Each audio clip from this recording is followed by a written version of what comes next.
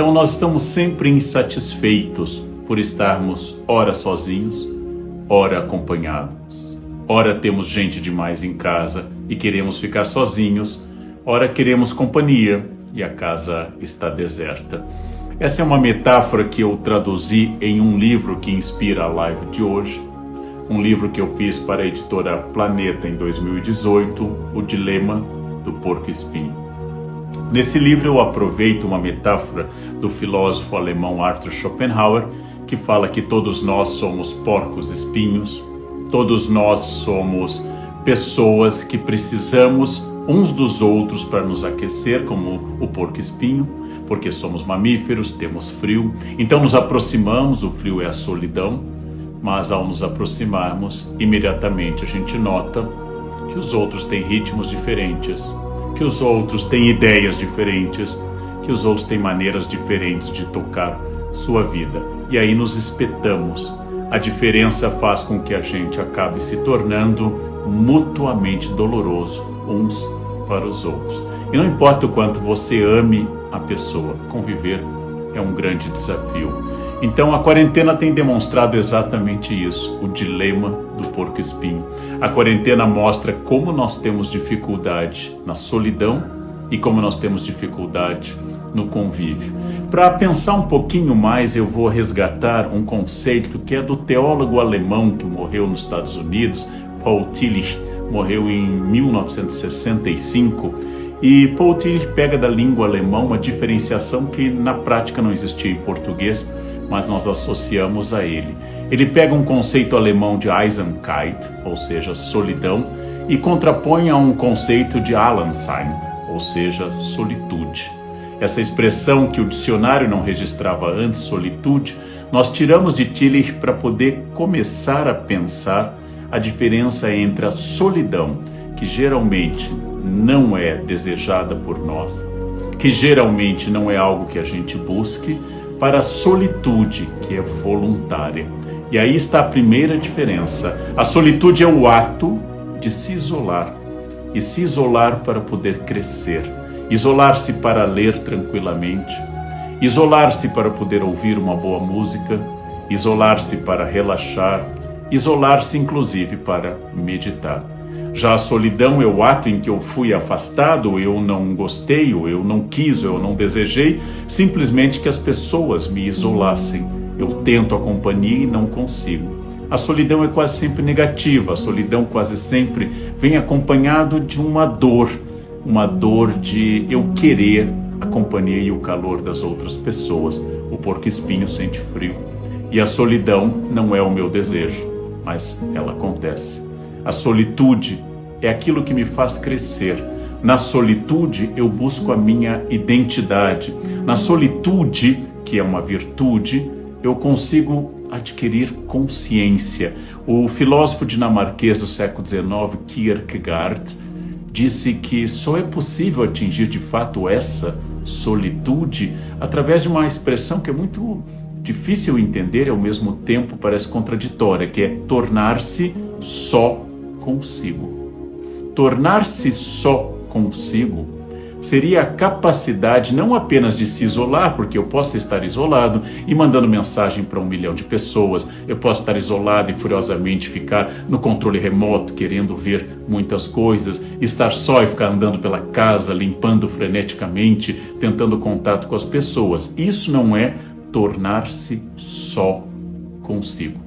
Tornar-se só consigo é a capacidade que eu demonstro de realmente me isolar, cessar as vozes ao meu redor e começar uma reflexão muito densa, muito importante, muito transformadora que me conduz à solitude, tornar-se só consigo. É isso que caracteriza a solitude que Tillich havia identificado, é isso que caracteriza a capacidade de Kierkegaard de eu me encontrar, o prazer que eu tenho no isolamento.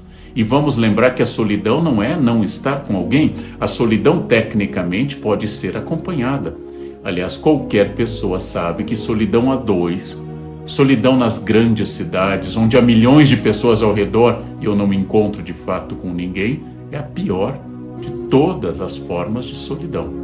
Então, a solitude, esse conceito que se introduz na língua portuguesa por influência da obra de Tillich, ele acaba sendo um conceito totalmente oposto. Eu já disse mais de uma vez e escrevi no livro que eu citei, O Dilema do Porco-Espinho, que eu desconfio muito das pessoas que não conseguem se isolar. Eu desconfio muito de alguém que nunca sai sozinho. Desconfio muito de alguém que não pode dormir uma noite sozinho, uma pessoa que não consegue dizer: este sábado, apesar de eu ter vários convites, eu vou ficar em casa. Desconfio porque essa pessoa não consegue, do ponto de vista filosófico, estar só consigo. Mas eu também desconfio das pessoas que não conseguem nunca estar com os outros.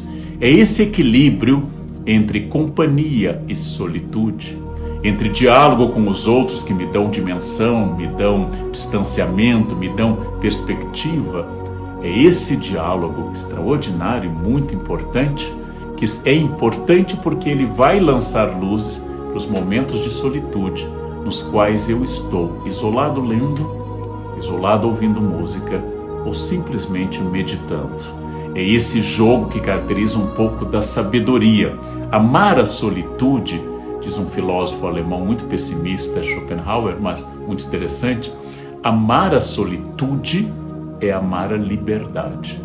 Porque é só na solitude que eu sou de fato livre, longe dos olhares, dos julgamentos e das projeções de todas as pessoas. Amar a solitude é amar ser livre. Amar a solitude é amar a profunda liberdade que o isolamento pode dar. Aquilo que Thoreau, por exemplo, o americano, ao escrever sobre os anos na cabana que ele passou, disse: eu fui me isolar naquela cabana, Walden, porque eu queria saber se a vida valia a pena. E a vida valer a pena é uma resposta que eu tenho que dar para mim mesmo. Eu não posso dar, por exemplo, a partir das respostas dadas por outras pessoas. Então seria muito importante, quase que um equilíbrio, quase que uma dieta. Carregou na companhia em um dia, carregue no isolamento no outro. Vem de uma temporada de muito contato, muita sociabilidade, permita-se uma temporada de menos contato, de menos sociabilidade, talvez maior isolamento. A vida ganha muita graça nesse aspecto e ela ganha também muita sabedoria. O grande poeta francês alternativo, meio maldito, Rimbaud, disse uma vez uma frase muito ambígua. Ele disse: eu é um outro. Ao dizer que eu é um outro, essa contradição na frase, ele quis dizer que cada um de nós é profundamente diverso, dentro de si em primeiro lugar, não apenas em relação aos outros, porque você que está aí acompanhando essa live e eu temos dentro de nós dezenas de facetas da nossa personalidade, não por um desvio psíquico, não porque a gente tem algum problema psiquiátrico, mas porque eu sou muitas pessoas dentro de uma mesma personalidade. Eu tenho reações muito diferentes. Então, não apenas eu sou muitas formas de ser, eu é um outro, mas ao longo do tempo essas formas variam. O que me encantava há 20 anos hoje me causa horror. O que hoje eu adoro, provavelmente não adorarei daqui a algum tempo. Então, eu tenho uma multiplicidade que sozinha já é uma dificuldade enorme para administrar. Para isso eu preciso de muita consciência para saber dos meus lados melhores, piores, mais tranquilos, intranquilos e aquilo que ativa em mim, por exemplo, processos de raiva ou processos de ojeriza. E se eu não tiver a solitude, este eu outro sequer vai saber quem é.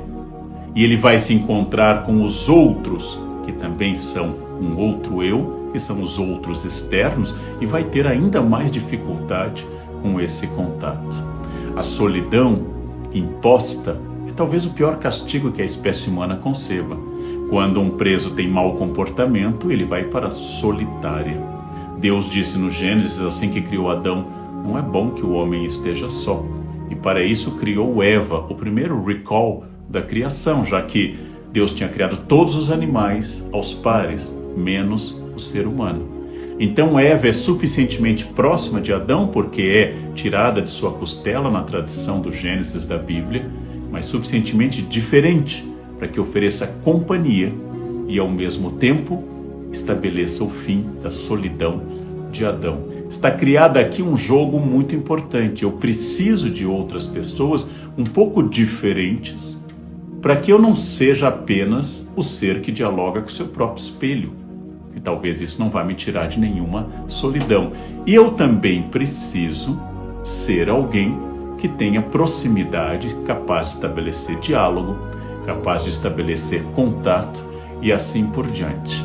Quando eu sou capaz de solitude, vamos tomar um exemplo de uma obra extraordinária, de uma mulher que faria esse ano 100 anos em dezembro, Clarice Lispector, escreveu um dos livros mais impactantes da língua portuguesa, A Paixão segundo GH. No livro, nós vemos uma mulher extremamente inteligente, com um grau de consciência impactante e que percorre um apartamento e fica fazendo suas reflexões dentro desse apartamento.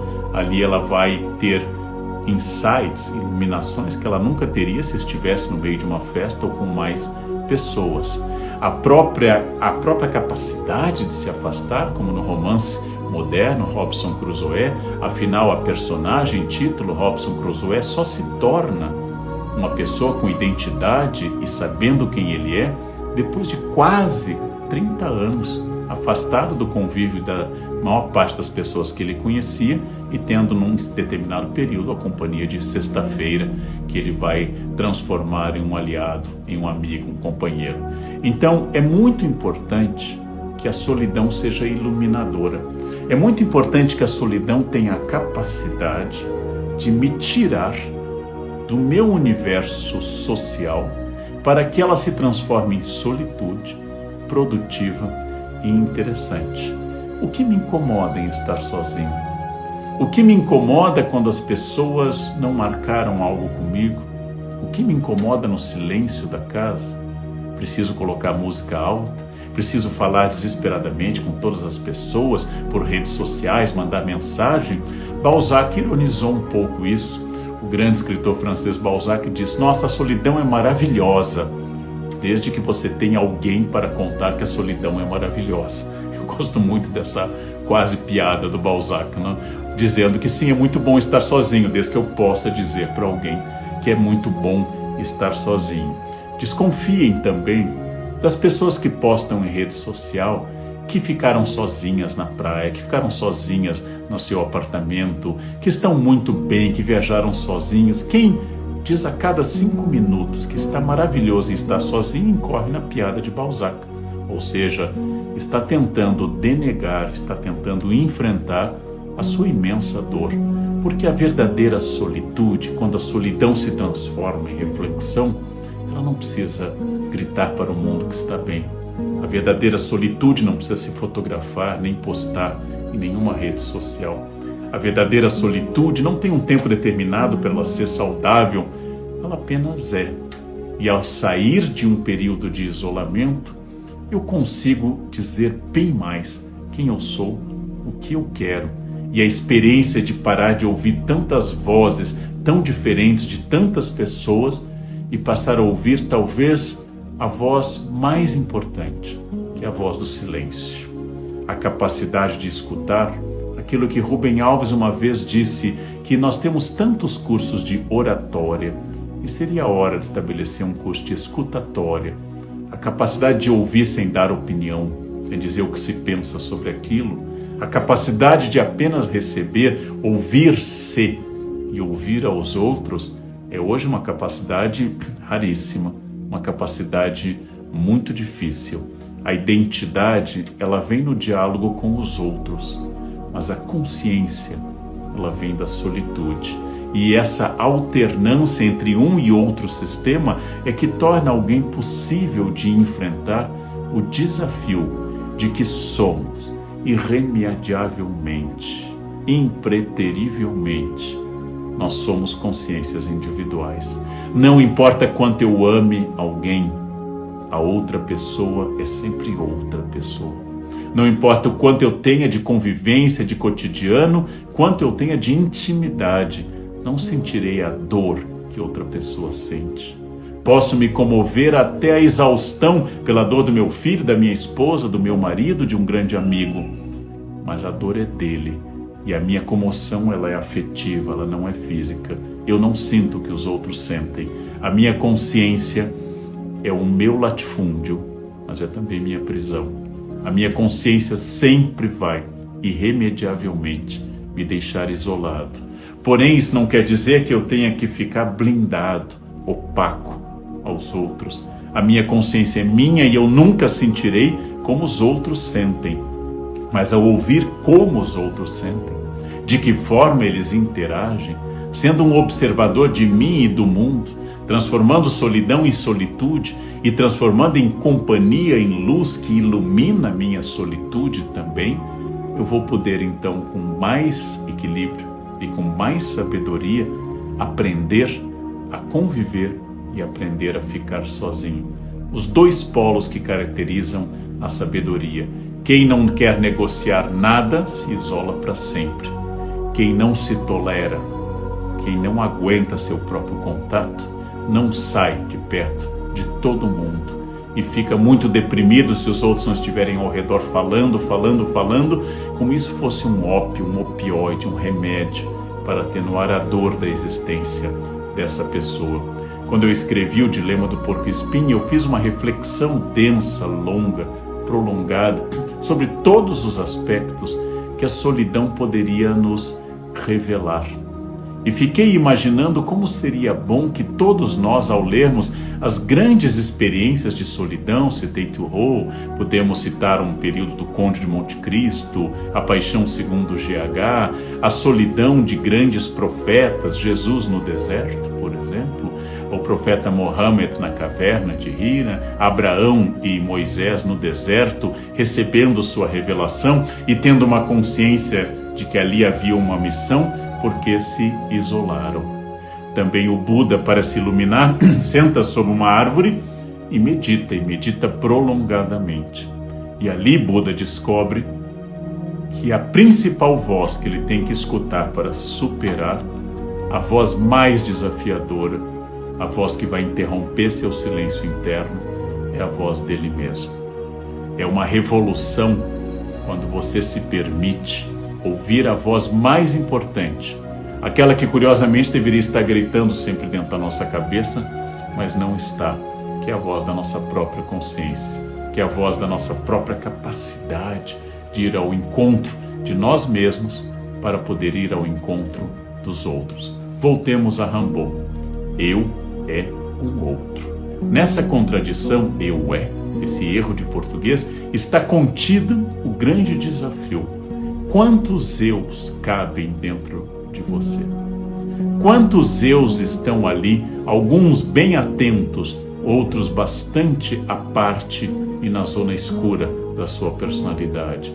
Eu é um outro. Não porque você tenha múltiplas personalidades, mas porque você não é único, não é unificado, não é um bloco, não é monocromático. Você é um caleidoscópio como eu. Você é um livro de muitas páginas. Você é uma peça de teatro com muitos atos, você é uma sinfonia de muitos movimentos.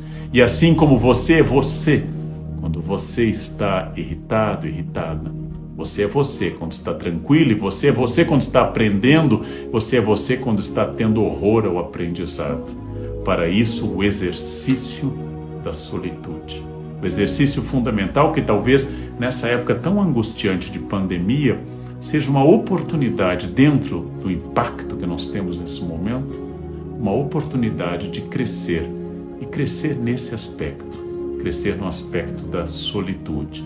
Quais são as grandes companhias auxiliares da solitude? Eu já citei uma, a capacidade de ler. Existe um livro ou muitos livros para cada pessoa. Não quer dizer que se alguém lhe diz que a Odisseia é maravilhosa, quando você vai ler a obra de Homero, você vai achar maravilhosa. Não. Talvez você ache apenas chata e não lhe traga tudo. Para cada livro, como garante o capítulo 3 do Eclesiastes na Bíblia, tudo tem seu tempo e sua hora. É bom enfrentar um clássico.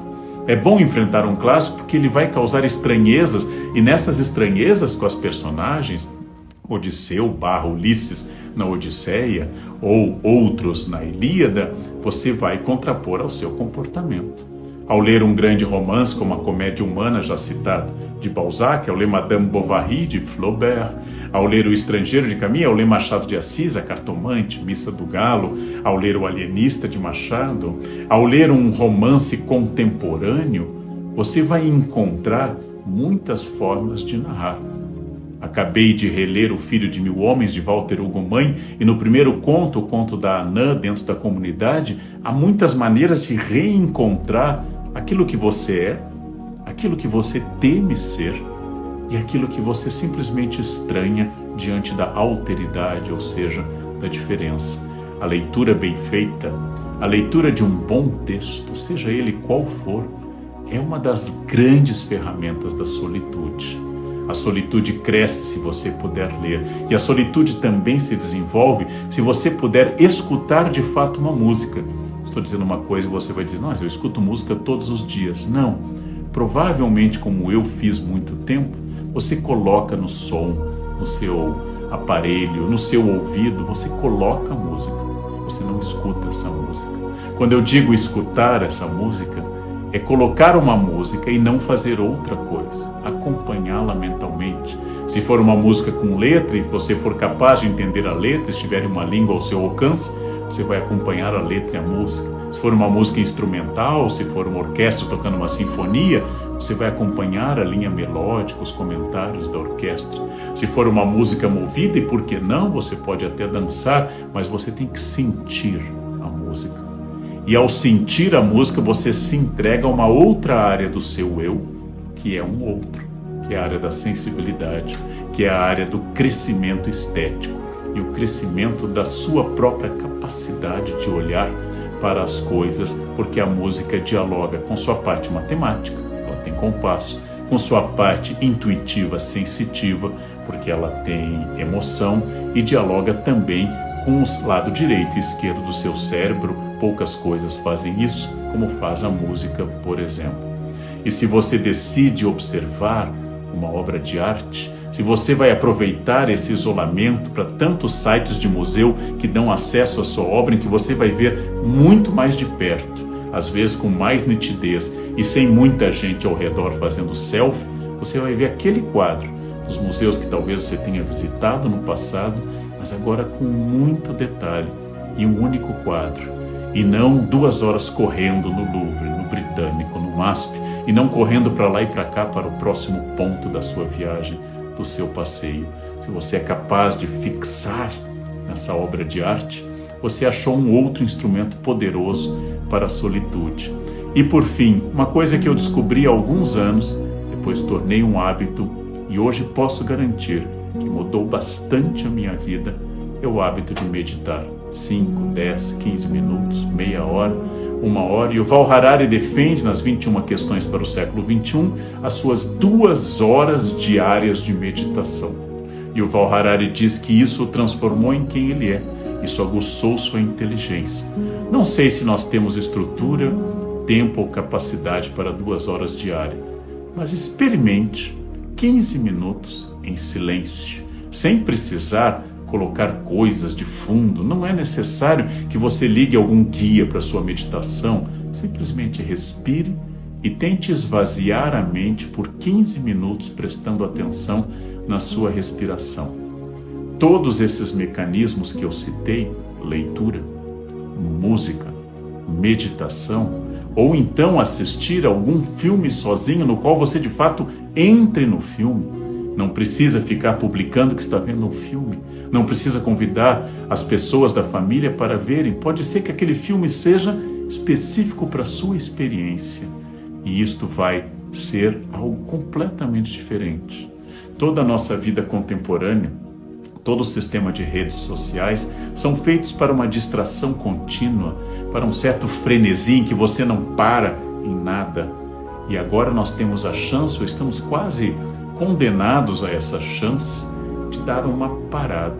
Quem aqui imaginaria que essa semana completamos praticamente 2 meses de isolamento? Aquelas pessoas que podem estar isoladas, que são privilegiados, Nós temos amigos e colegas que estão trabalhando nos hospitais, temos trabalhadores que estão entregando a comida para as pessoas que estão isoladas, temos funcionários da limpeza pública, mas se você é um dos privilegiados que pode estar isolado, cabe muita solidariedade nessa época, ajudar muito quem tenha dificuldades, tentar colaborar com doações o máximo possível para aqueles que realmente estão em uma crise porque estão à beira de um colapso financeiro ou falta de comida, mas também aproveitar para fazer desse isolamento, dessa quarentena, desta chance que foi imposta e que nós não escolhemos, mas que está aí, que a gente transforme isso numa chance de aperfeiçoamento.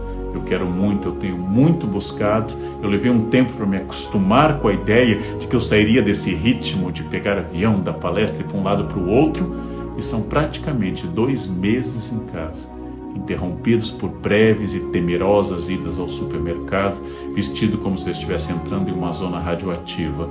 Esses 2 meses foram de muito crescimento. Gostaria que se encerrasse esse isolamento e que as próximas experiências de solitude não implicassem dor, sofrimento, doença ou fome para tantos brasileiros. Mas se você tem o privilégio de estar isolado, se você tem o privilégio de estar em casa, estar com família ou sozinho, estabeleça de alguma forma aquele momento em que você não precisará estar com todo mundo junto e você vai descobrir essa Allentime, essa solitude, essa capacidade que Tillich identificava como uma alavanca para transformar um momento de dor em um momento de crescimento. Essa é a oportunidade de dizer no futuro que lá em 2020 nós tivemos uma experiência desagradável, imposta, não desejada por ninguém, de isolamento, mas que nós transformamos esse grão de areia em pérola. E isto pode ser feito através da consciência da solitude. Quando no futuro, esperemos que nunca ocorra outro isolamento, mas você terá a chance de passar 15 dias, 30 dias, 60 dias em casa. E se você apenas se irrita, come, publica nas redes sociais e está olhando as coisas acontecerem e se deprime com o noticiário, você jogou pela janela, além da forma física, você jogou pela janela a chance de solitude. É uma chance imposta, não é o meu desejo, não é o que eu quero, mas o isolamento pode ser um grande crescimento. Livros, boa música, bons filmes.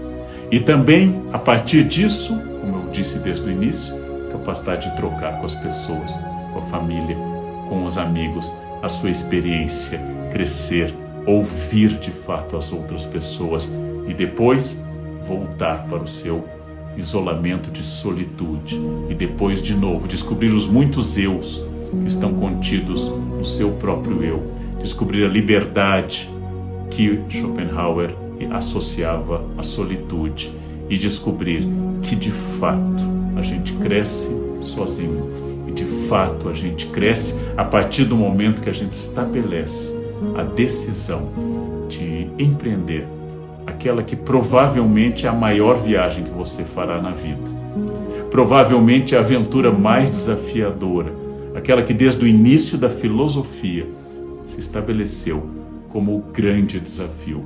A maior viagem que você vai fazer, a mais desafiadora, é a viagem dentro de si, viagem em busca do seu próprio conhecimento. Conhece a ti mesmo. O desafio socrático, que tem muitas maneiras de interpretar, mas interprete dessa forma. Ouse entrar em si mesmo. Ouse olhar para esse espelho terrível e fascinante da sua personalidade. Ouse crescer. Ou simplesmente você terá constatado que perdeu 60 dias, engordou, ficou amargo, deprimido olhando as notícias, irritado com a própria família ou irritado com a solidão se não estiver com a própria família. É uma oportunidade. Vamos aproveitar, transformar a solidão em solitude. Ao ver alguém escrever como Cervantes, o Dom Quixote, acompanhando as novelas exemplares de Cervantes, ao descobrir Lavoura Arcaica, que me provocou também um impacto extraordinário, ao ver esse tipo de texto, eu reconheci que havia mentes muito privilegiadas, sobre as quais eu poderia discorrer, pensar, aprofundar, elaborar questões para os meus alunos, mas eu não faria a mesma coisa. Não faria do mesmo jeito. Então tive que achar um nicho na humanidade, que é ser professor. E eu considero que ser professor, no meu caso, não só é um título justo, mas é um título tecnicamente simpático, porque cabe ao grande intelectual, a uma pessoa do porte de Kant ou de Clarice, criar ideias. E cabe a um professor ensiná-las. É uma posição bonita, que vai criar algo com o aluno, mas cria ideias. Não, criar ideias é próprio da intelectualidade. E por intelectual estou entendendo essas pessoas que, sendo ou não professores, sendo ou não escritores, um dia olham para o espaço e têm aquela intuição que Giotto d'Albondone teve ao reinventar a perspectiva na pintura. Um dia olham para o espaço e têm aquela intuição que entre 1906 e 1907 Picasso teve ao pintar as Demoiselles d'Avignon e criar e inventar o cubismo como linguagem. Que olham para o espaço e para umas gravuras japonesas e tem aquela explosão de pinturas que entre 1889 e 1890 Van Gogh teve. Para me consolar no meu estágio intermediário de inteligência, eu pensei, Van Gogh se matou. Clarice Lispector era uma pessoa atormentadíssima. Segundo a biografia recente do Benjamin Moser, era uma pessoa atormentada, porque dotada dessa capacidade de visão, ela tinha uma dificuldade extrema de convívio com as pessoas. Porque para conviver bem com as pessoas, precisa mais ou menos estar no mesmo plano civilizacional que elas. Por isso que as pessoas simples são muito sociáveis. Quanto mais simples, mais sociável. E se ficam muito felizes com experiências muito singelas de conversa. E aí, não um conselho, mas uma advertência. À medida que vocês forem lendo mais e mais, à medida que vocês não conseguirem mais viajar sem um livro, à medida que vocês forem entrando na descoberta da literatura, vocês vão descobrir uma outra coisa. Vocês vão ficando mais exigentes com as pessoas. E aquela conversa tá quente hoje, né? Será que vai chover? Nossa, esse calor é muito cedo para este calor, né? O tempo tá maluco. Que jogo ontem. E a política, né? Tudo uns ladrão, silépse de número. Tudo uns ladrão, né?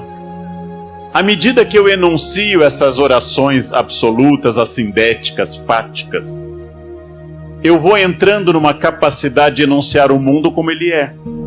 Está quente hoje em Porto Alegre.